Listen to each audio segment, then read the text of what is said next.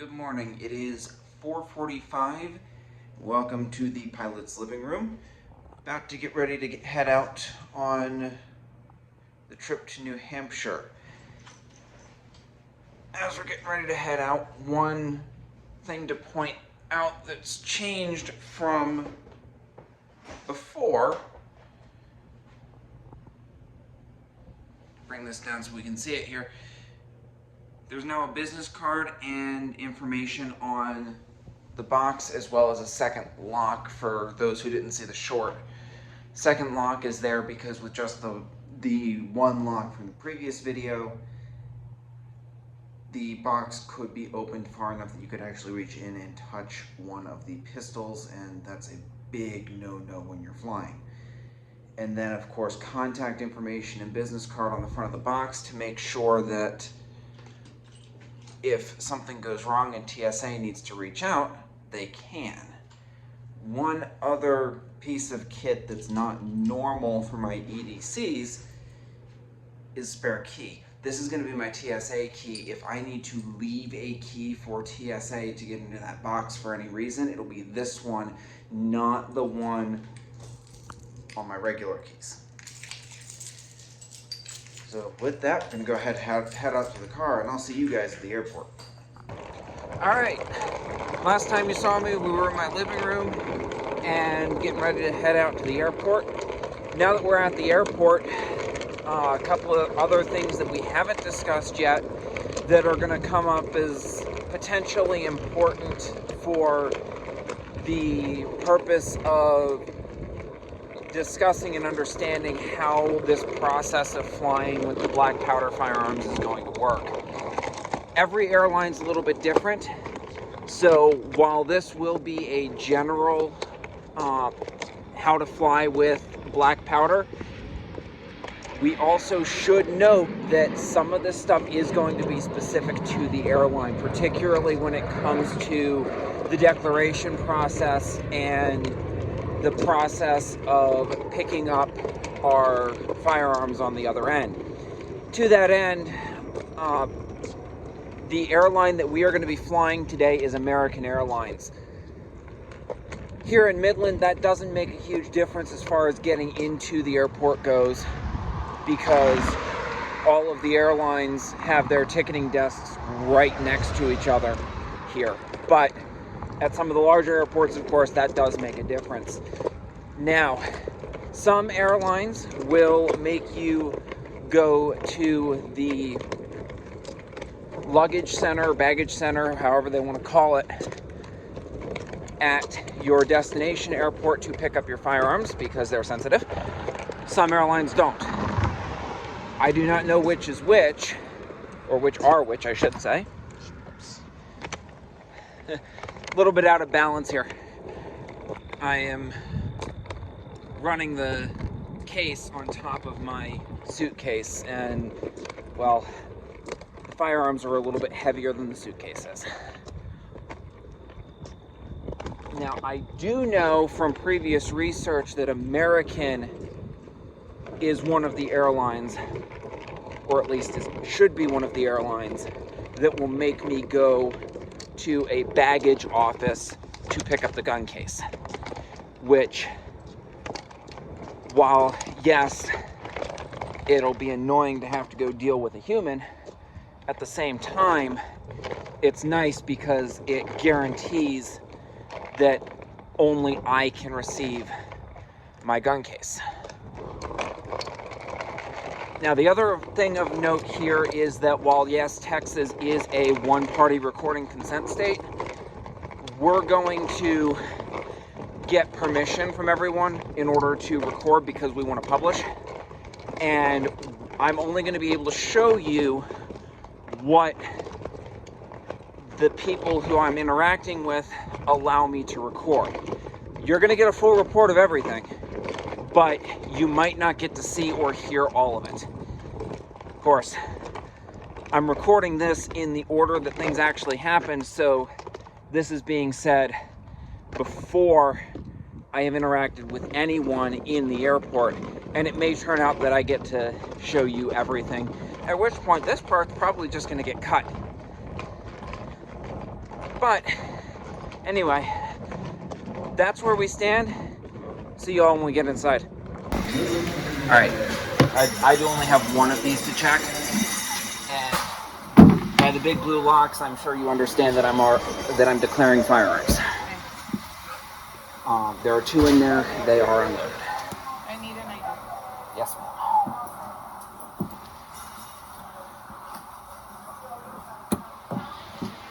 Just hand you both.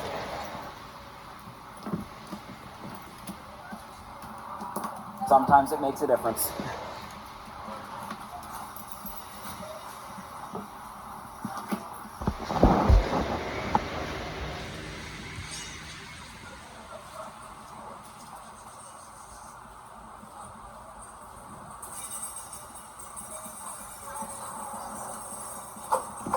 And it's unloaded? Yes. No loose ammo? I'm sorry? No loose ammo? No. Nothing in the clip or magazine? There's no clip or magazine. Okay. I'm fine with muzzle loaders. Okay.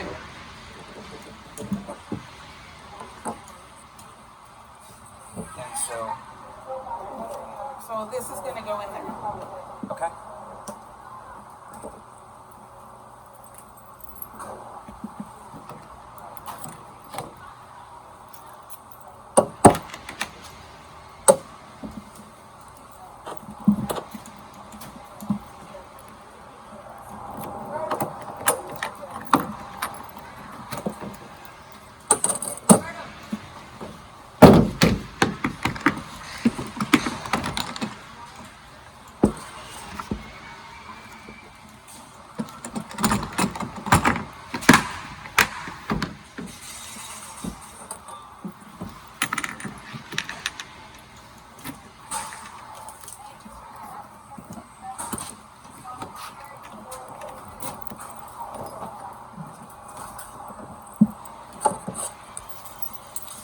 No lithium batteries? Nope. Or e-cigarettes in here? Nope. Okay, you'll drop off the bag right there with the officer.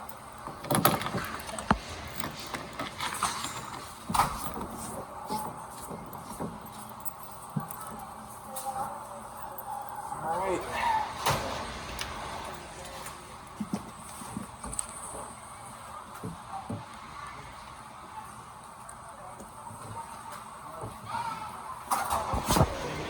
All right, thank you. Thank you. All right, getting ready to head up to security now. Getting the bag through to the TSA agents was really quick, really simple, to the extent that I couldn't even get video of it. Here at Midland, you hand all of your checked bags directly to the TSA agents, so it's really easy to get everything through. They ran it through the scanner. They quickly asked me that there was no powder, no caps in there, and we're good to go. They thought it was just fun that I was taking black powder with me. So now that we know that that's all clear, we're going to head up to security, and you guys are going to see a bit of a travel montage.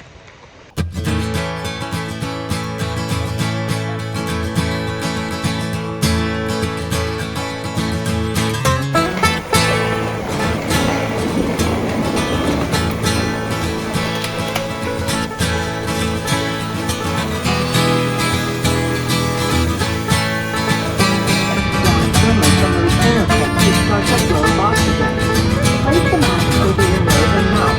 Put the elastic band over your head.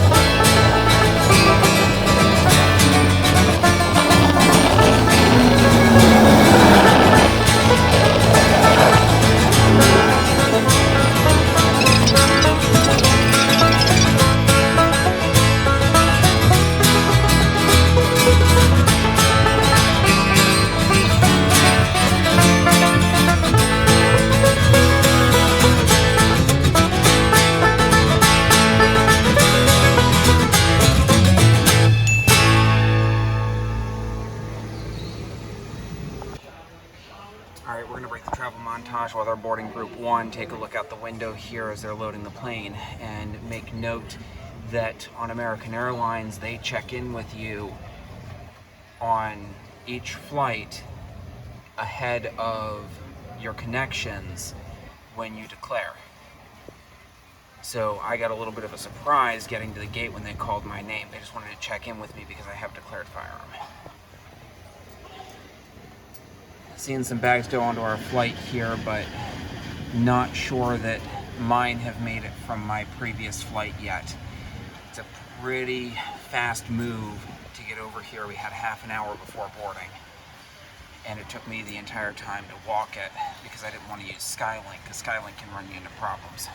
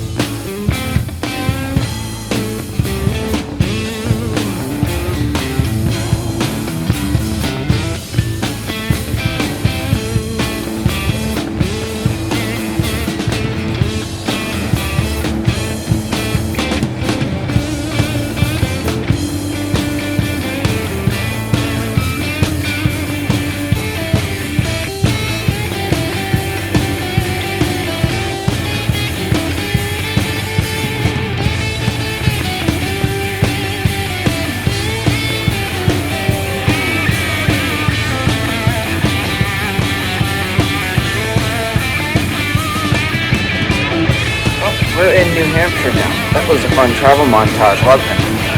So I've got bags coming to 2 different locations. Don't know where the claim is going to be for my regular carry-on that ended up getting gate checked. Over here you'll see behind me there is a baggage office. We're going to have to go over there to claim the gun case.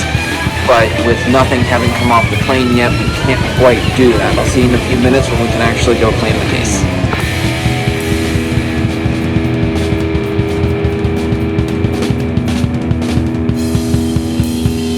Alright, got the bags. Didn't even have to go into the baggage office.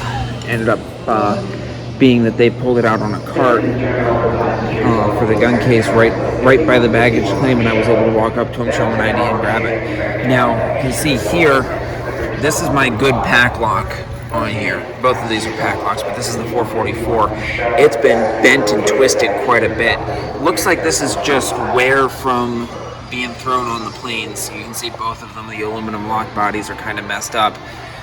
But we'll take a look at things a little bit closer when we get out of the airport, and if we need to, we'll be contacting Packlock over that. But the entire point was that nobody's getting into that. There was some damage to it and it didn't break. Alright, we're back at the airport in Manchester, heading home. We're told that can't check in online because of the firearms. So I'm gonna go over to the American ticketing counter, go get checked in. Just like before, you guys will get to see as much of that as they will let me record. And you'll get some form of voiceover for the things that they don't let me record. Now, a little bit more ahead of going over and checking in. Here at Manchester, they do the typical bag on the belt thing. So here we're going to do things a little bit differently than we would have in Midland, and I understand you didn't really get to see this in Midland because everything happened so quickly. But in Midland, when we hand our bags directly to TSA, we don't have to really worry about taking names or anything. Here in Manchester, we're going to make sure that we get names of people involved so that we have a chain of custody. And this is the real reason why the TSA key is going to come into play. It means that if I need to hand a key to anyone, I'm not handing my full house and car keys to anyone. I'm only handing them the key that will get them into the gun case and nothing more. So we'll go ahead and hold the video here, and hopefully you'll see or hear some portion of the check-in. But if not, I'll get you guys a voiceover update at some point. All right, working our way up to security now. They requested that I did not film at the check-in counter, so I didn't do that. It was basically the same thing that you guys will have seen in Midland, except for the fact that here in Manchester, they stuck the bag on a belt back to security with all the rest of the normal bags like you would at any larger airport, say like Dallas or Houston. So had to sit and wait for a little bit, and the counter employee came over and informed me that the bag had cleared. So I'm on my way up to security. Before I get all the way through to the security checkpoint, though, I'm going to go ahead and double check the AirTag, make sure the AirTag is moved. It should be, with how small this airport is, that we won't have any issues, but checking that AirTag is going to help ensure that we don't.